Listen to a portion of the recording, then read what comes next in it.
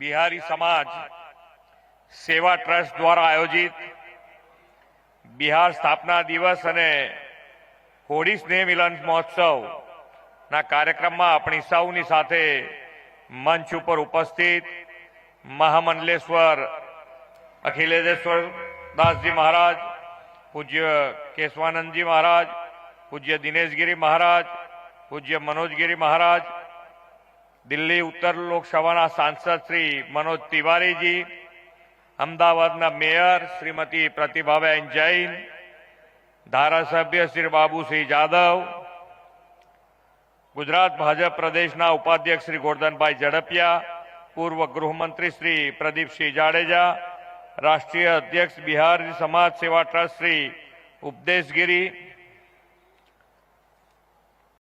રાષ્ટ્રીય ઉપાધ્યક્ષ બિહારી સમાજ સેવા ટ્રસ્ટ શ્રી શૈલેષસિંહ, સેવા નિવૃત્ત અધિકારી શ્રી ડીએમ પાંડે, સંયોજક શ્રી પ્રવાસી વેલફેર ફાઉન્ડેશન શ્રી ઋષિકેશ કુમારસિંહ, ભાજપના વટવા વોર્ડના અધ્યક્ષ શ્રી પ્રતિકભાઈ, વસ્ત્રાલ વોર્ડના અધ્યક્ષ શ્રી પ્રદીપભાઈ, કાઉન્સિલર શ્રી વટવા સુશીલસિંહ રાજપૂત, રામોલના કાઉન્સિલર સુનીતાબેન ચૌહાણ, મનુબેન ઠાકોર, શ્રી મુકેશભાઈ પટેલ, શ્રી મૌલિકભાઈ પટેલ, આમંત્રિત સર્વ મહાનુભાવો, પ્રેસ મીડિયાના મિત્રો, સૌને મારા નમસ્કાર.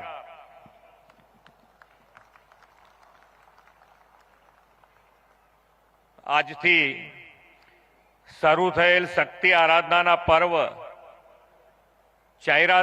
ચૈત્ર નવરાત્રિની આપ સૌને શુભકામનાઓ.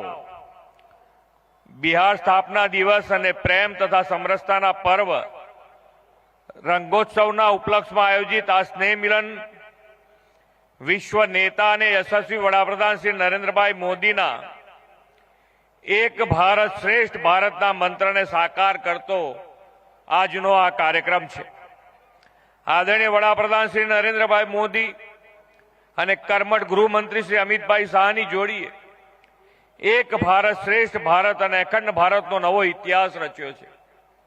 તેમના મક્કમ નિર્ધારથી કલમ 370 રદ થતા કાશ્મીરથી કન્યાકુમારી અને દરભંગાથી દેવભૂમિ દ્વારકા સુધી ભારત એક અને અખંડ બન્યું છે.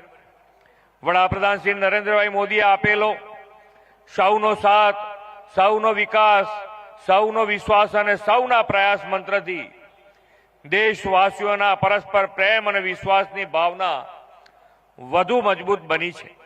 આ જ કારણથી ગુજરાત અને બિહાર સેંકડો કિલોમીટર દૂર હોવા છતાં બિહારનો સ્થાપના દિવસ અને તહેવારોની આટલી ધામધૂમથી ગુજરાતની ધરતી પર ઉમંગ અને ઉલ્લાસપૂર્વક આજે ઉજવાઈ રહ્યો છે. આજે એક જ મહિનામાં બીજી વાર બિહારવાસીઓના આનંદ અને ઉત્સવમાં સહભાગી થવાની મને તક મળી છે. થોડા દિવસ પહેલા જ આદરણીય ગૃહમંત્રી અમિતભાઈ શાહ સાહેબ સાથે ડભોડામાં શાશ્વત મિથિલા ભવનના લોકાર્પણ પ્રસંગે પણ મારે હાજરી આપવાની થઈ હતી. બિહાર અને ગુજરાત વચ્ચે તો આદિકાળથી ઐતિહાસિક સંબંધો રહ્યા છે. બિહારના મિથિલામાં જન્મેલા સીતા માતાએ ભગવાન રામચંદ્રજી સાથે ગુજરાતના ડાંગ એટલે કે દંડકારણ્ય પ્રદેશમાં વનવાસ દરમિયાન વિચરણ કર્યું હોવાનો પૌરાણિક કથાઓમાં ઉલ્લેખ જોવા મળે છે. બૌદ્ધ ધર્મ પાંગરવામાં બિહારથી ગુજરાત સુધીની એક વિરાસત જળવાઈ છે. બિહાર બૌદ્ધ ધર્મથી પ્રભાવિત છે તો ગુજરાત બૌદ્ધ પ્રવાસીઓના આકર્ષણનું કેન્દ્ર રહ્યું છે. ગુજરાતમાં દેવમોરી તથા વડાપ્રધાન શ્રી વતનભૂમિ વડનગરમાંથી બૌદ્ધ ધર્મ સ્થાનોના અવશેષો મળ્યા છે. આ સ્થળોએ બૌદ્ધ સર્કિટ વિકસાવવાની કામગીરી પણ થઈ રહી છે. ગુજરાત સૌકાવ જૂની સુસંસ્કૃત માનવ સમાજનું રચનાનું સાક્ષી છે તો બિહાર બુદ્ધ, અશોક, મહાવીર, વાત્સલ્ય મુનિ, આર્યભટ્ટ અને ચાણક્યના ઐતિહાસિક યુગનું સાક્ષી છે. બિહારની નાલંદા અને ગુજરાતની વલ્લભ વિદ્યાપીઠ પ્રાચીન વિશ્વની અજોડ શિક્ષણ સંસ્થાઓ હતી. બિહાર અને ગુજરાત બંને રાજ્યો ઐતિહાસિક અને રાજકીય ચળવળોના પણ સાથી અને સાક્ષી રહ્યા છે. ગુજરાતની માટીના મહામાનવ મહાત્મા ગાંધીજીએ આઝાદી માટે દેશમાં પ્રજાકીય લડતની શરૂઆત સૌ પ્રથમ બિહારના ચંપારણના સત્યાગ્રહથી કરી હતી. કરોડો લોકોની શ્રદ્ધાના કેન્દ્ર એવા પ્રથમ જ્યોતિર્લિંગ સોમનાથ મંદિરના પુનઃનિર્માણનો સંકલ્પ ગુજરાતના પનોતા પુત્ર અને અખંડ ભારતના શિલ્પી સરદાર સાહેબે કર્યો હતો અને આ સોમનાથ મંદિરની પ્રાણ પ્રતિષ્ઠા બિહારના ધરતીપુત્ર સંતાન પૂર્વ રાષ્ટ્રપતિ સ્વર્ગસ્થ ડોક્ટર રાજેન્દ્ર પ્રસાદે કરી હતી. ગુજરાત હર હંમેશ વિવિધ વિચારધારાની સાથે જુદી જુદી જીવનશૈલીને પણ સન્માન આપ્યું છે. અહીંના સમાજ જીવન સાથે બિહારના લોકો વણાયેલા છે.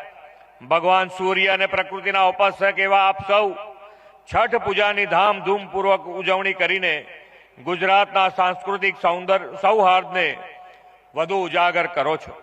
તો ગુજરાત પણ સૂર્ય ઉપાસના પર્વ ઉત્તરાયણની રંગે ચંગે ઉજવણી કરે છે.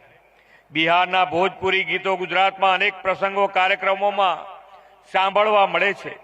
અનેકતામાં એકતા એ જ આપણી વિશેષતા, એ વાત આવા તહેવારોમાં દેખાય છે. વડાપ્રધાન શ્રી નરેન્દ્રભાઈ મોદીએ 2047માં ભારતને વિકસિત રાષ્ટ્ર બનાવવાનો સંકલ્પ આપ્યો છે. આ સંકલ્પને સાકાર કરવા માટે ગુજરાતે લિવિંગ વેલ અને અર્નિંગ વેલ આધારે વિકસિત ગુજરાતનો રોડમેપ તૈયાર કર્યો છે. ગુજરાતની વિકાસ યાત્રામાં આપ સૌનું મહત્વપૂર્ણ યોગદાન રહ્યું છે. હવે વિકસિત ગુજરાતથી વિકસિત ભારતની યાત્રામાં પણ આપણી ભૂમિકા મહત્વપૂર્ણ રહેશે એવી શ્રદ્ધા સાથે વિરમું છું. ભારત માતા કી જય. વંદે માતરમ. જય જય ગરવી ગુજરાત.